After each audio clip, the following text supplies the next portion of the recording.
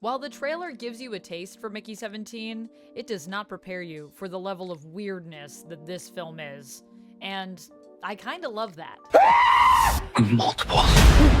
Welcome back, everyone. It's me, Amanda. You might know me as Vamp, and I am here today to talk to you about Mickey 17. Yes, this is a film I went to see. Some people might be surprised, but if you didn't know this about me, I like watching movies. All kinds of movies, not just superhero ones. Mickey 17 has been something that was on my radar because it is obviously by an Academy Award-winning director, Boon Jung-Ho, who did Parasite, which I haven't seen yet, but I've really wanted to see for a long time. Also, Robert Pattinson is the lead character of Mickey, and I just love watching Robert Pattinson act. He is so fun to watch. And what I think was attracted to with this one is that it just seemed like a strange project. It had the perfect trailer. The trailer doesn't give away the entire plot. Wow, I know. It just gives you an idea of what this film is. So we're gonna get into it. I'm gonna be talking spoilers. I'm gonna be talking everything. So just a heads up, spoiler warning in effect, and let's talk about Mickey 17 and what this film is. So Mickey 17 is actually, I believe, based off of a book that is called Mickey 7, which is by Edward Ashton.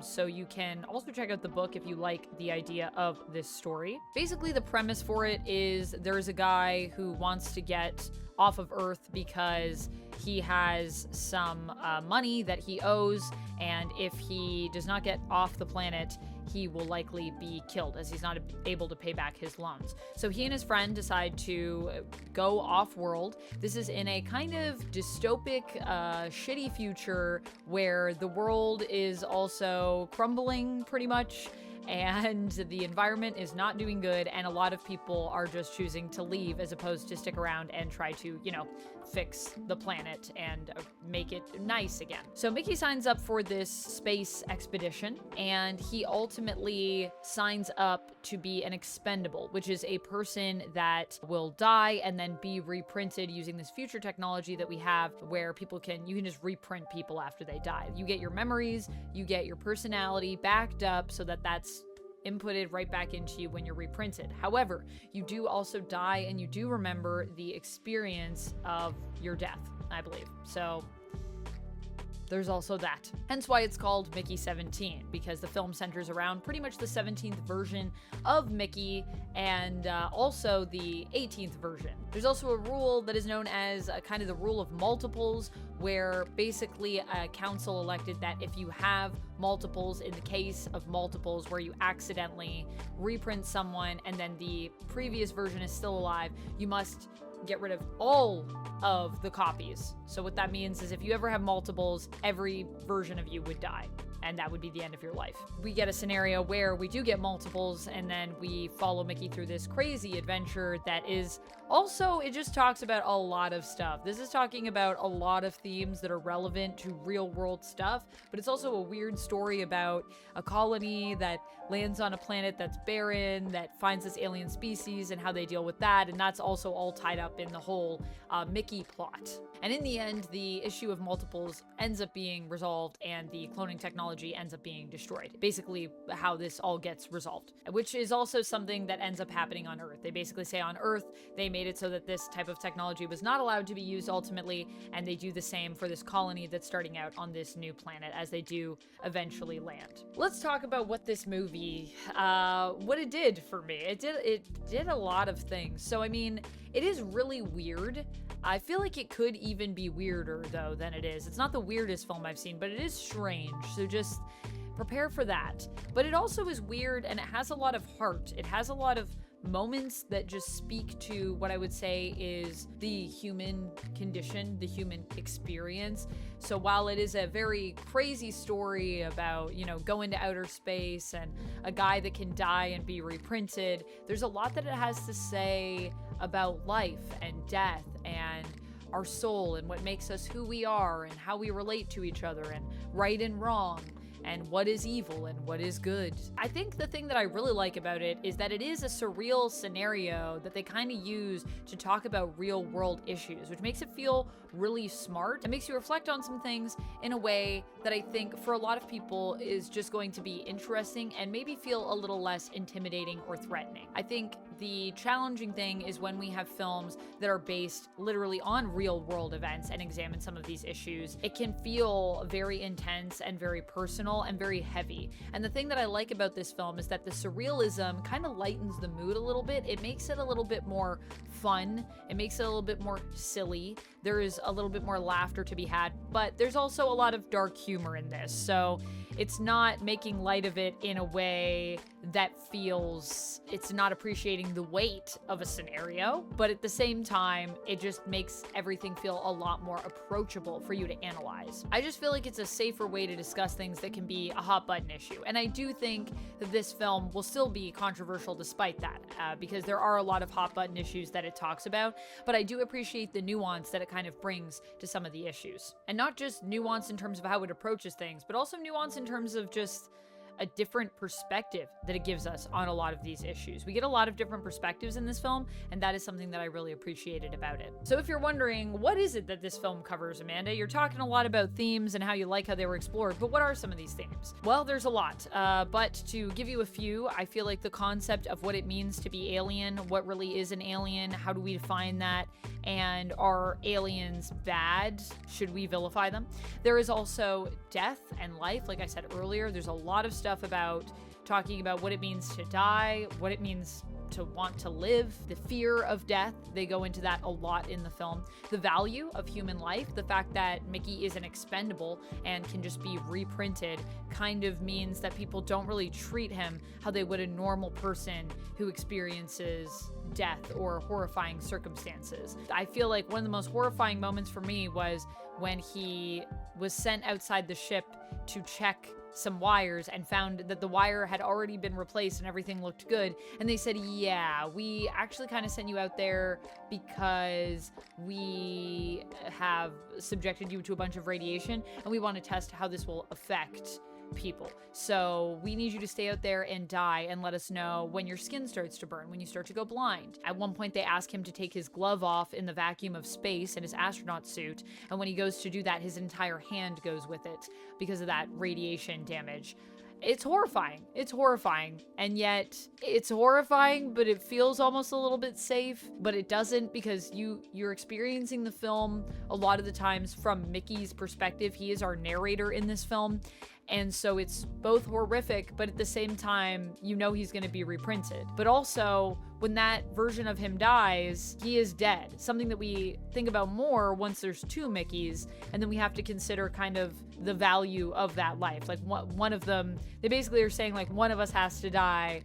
Who's it going to be? Because if they're found out to be multiples, they'll both be killed. And they're arguing about who deserves more the right to live. And I think the reality is we all kind of deserve a chance at life, you know? So this whole idea of reprinting people is really messed up. Some of the other themes that it examines is, I think, the power and also the kind of sham of celebrity. So the person that's ultimately leading this expedition is someone who is a politician who campaigned and lost his campaign and decided to basically leave the planet. He's played by Mark Ruffalo, and his name is Kenneth Marshall, and he is one of the worst people in this film. Of course, to a lot of the people that are on this expedition, he's kind of seen as this hero. He's celebrated because he gave them a shot at getting off the planet and going somewhere else and creating a new life. And the thing that I really love about it is that while he is presented as being this awful character, you can understand why people also look up to and even admire this guy,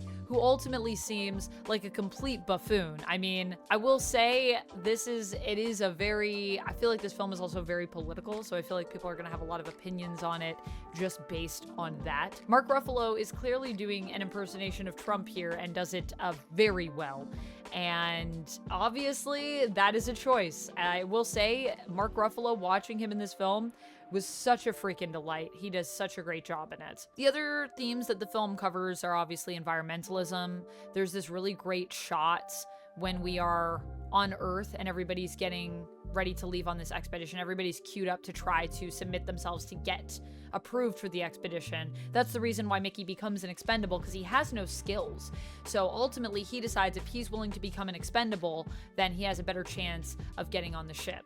Also, he didn't really read the manual and everything that it entails, so I think that's part of the reason why he also signed up. He didn't really know what he was getting himself into, but I digress. The part where we see everybody queued up, we just have this spiral kind of stairwell upwards, and you see everybody lined up, and as we're looking up at all these people, there's an announcement that comes on about a terrible storm outside. And because of the way the area is, it's like they have glass windows and everything, so you can see outside that storm just as you're looking up at this impossible line of people that are just done with being on Earth. They're just need something else. There's nothing for them here anymore. And the idea of abandoning ship, the idea of our environment getting so bad that we just feel may as well go out into space and take our chances there. I mean, it's a very real issue that we are approaching, and it's kind of beautiful how it's captured in this film in a really horrific and very realistic, almost feeling way. This feels like it might not even be too far in our future, except for the fact that we can copy and reprint humans. Although even then, I don't know, maybe we could do that in the near future. Who's to say? There are things that we have today that I would not have guessed that we would have today if you had asked me, like 20 years ago. So there's something really haunting about it, but in a way that feels very meaningful. The film also talks a lot about love. It talks a lot about the soul, about what makes a person themselves, what makes them unique, what defines us. It talks a lot about what defines our humanity, the idea of war, and I think a lot of what it has to say about war is that war is bad, which agreed. It talks a lot about suffering, fate, how suffering can shape us.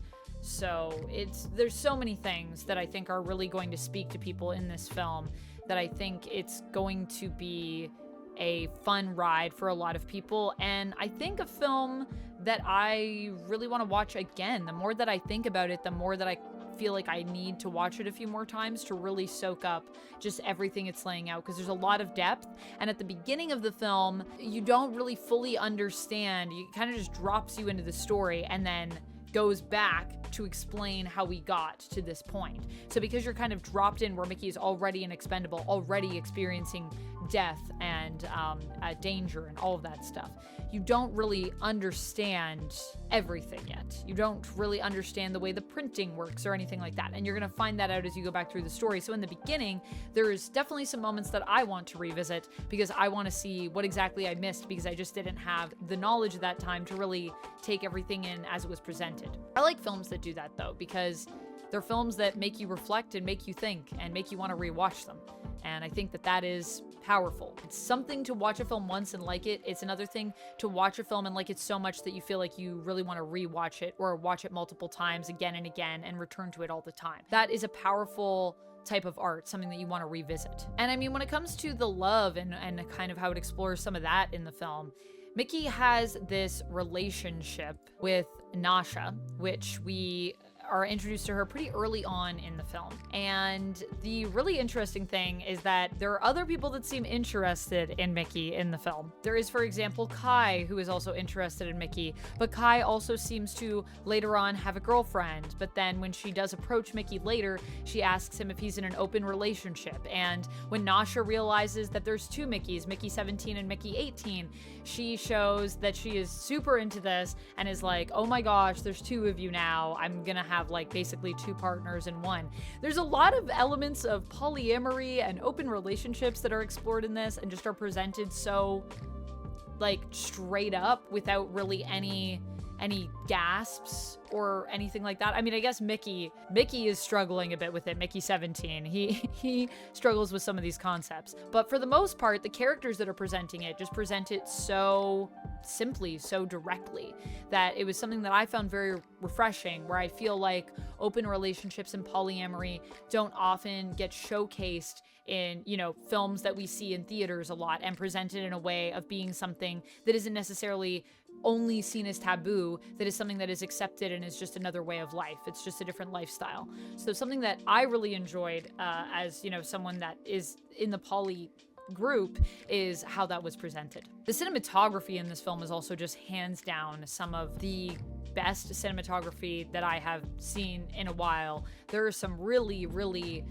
just beautiful shots that I feel like you could grab a few stills from this movie and just make like a wall of art with it. And the stills themselves speak towards just whole concepts and whole themes being summed up in one single shot. It really is good at conveying things through imagery as opposed to relying on conversations, dialogue alone for storytelling elements. I really like the alien designs in this too. The aliens are kind of like cockroach cows, or kind of remind me of tardigrades, really. I liked the way that they were designed, and I think they also look really good in the film. So shout outs to the creature design and also the special effects, because I feel like it all looked really good.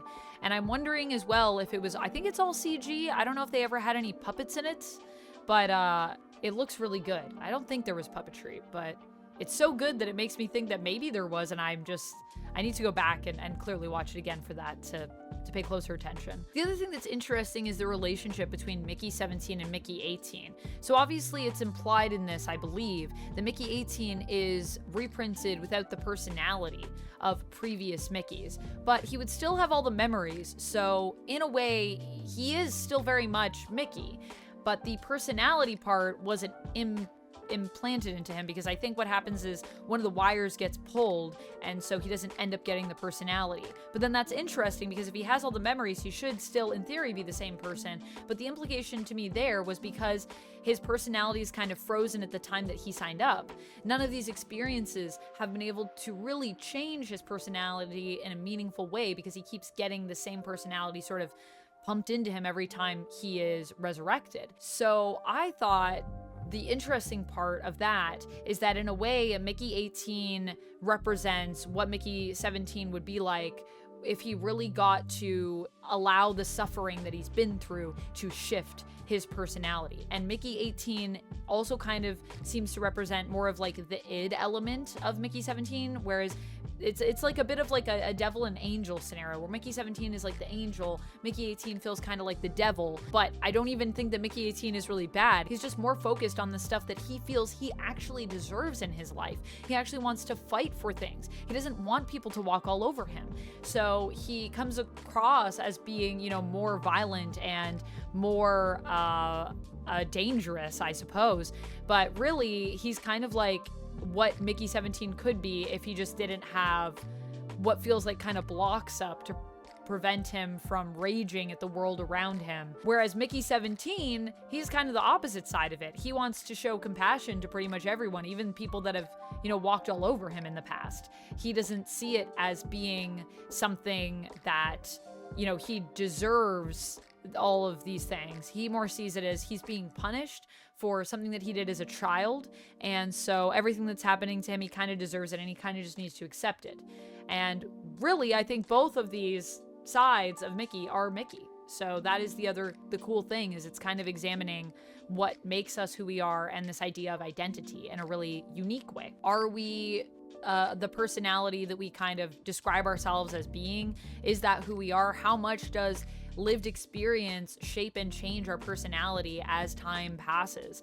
And how much can suffering really change who we are and put us in a place of just complete misery, or even encourage us towards violence? Like, where do those tendencies come from? I think being an expendable really would have shifted Mickey 17's mindset if it wasn't for the fact that he got his personality uploaded each time he was reprinted, to be honest with you. And I think Mickey 18 is the product of what he would be without that component, clearly. And I think the other thing that this film is trying to say is that suffering can turn us into oftentimes the worst version of ourselves, whereas that's why it's so important to have compassion for each other, to really be a kind person, and that in that way, that's the only way that we can also move forward as a society, considering that Mickey 17, the one that survived his encounter with the aliens, because of that, he's also able to see the value of this species. And it also makes me wonder if it's really that Mickey 18 was more changed, or when Mickey 17 comes back, he also feels like everyone around him is kind of changed.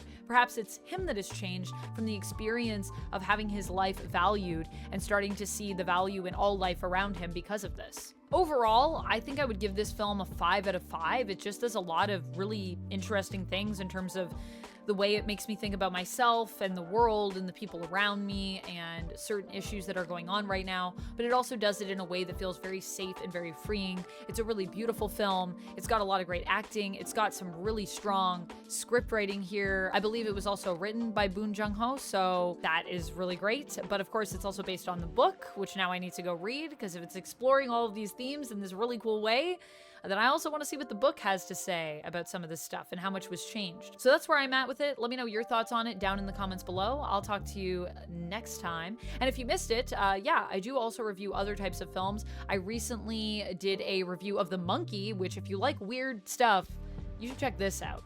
I'll see you next time, friends, and until then, stay nerdy. Bye!